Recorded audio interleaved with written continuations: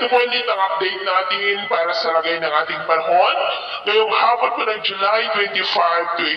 2024 na kung saan sa ngayon ay nagbabanta na po na mag-landfall anytime ang bagyong si Karina dyan po sa may eastern part ng China. Nakalabas na po ito sa ating area of responsibility pero yung habagat ay patuloy pa rin itong hinahatak na nagdudulot pa rin ng maulan na panahon sa kanlulang bahagi po ng ating bansa, lalo na po dito sa Luzon. Samantala sa silangan ng Mindanao, kailan yung napapansin ay meron na pong namumuo na ITCZ o yung Intertropical Convergence Zone. Noon yan po ay salubungan ng mga hangin na mula sa northern at southern hemisphere at dahil sa salubungan ay nakakabuo po mga yan ng sirkulasyon, kaya po yan tinagulian na breeding ground ng mga sama ng panahon at nakapaloob po dyan ang shallow LPA nating binabantayan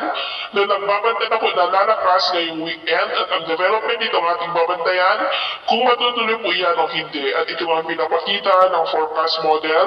natin pong ginagamit hanggang po sa susunod na 2 linggo ay posibleng aktibo pa rin ang karagatan sa paligid natin na bumuo ng mga sama ng panahon. At sa lagay ng ating panahon, ngayong hapon dahil pa rin sa habagat ay maulap ang kalangitan with isolated light to heavy rains sa may extreme northern Luzon, northern part ng Cagayan, Ilocos Region, Cordillera, Central Luzon, Metro Manila, Northern Quezon, Batangas, Mindoro Provinces, ilang bahagi ng Palawan, Bicol Region at Panay Island na posibleng magtuloy-tuloy ang mga isolated rains na yan, lalo na po sa Ilocos Region, Central Luzon, Metro Manila at silangang bahagi ng Mindanao, maging po sa ilang bahagi ng Panay Island, kaya mag-ingat po tayo sa posibleng banta pa rin ng mga pagbaha at pagguho ng lupa.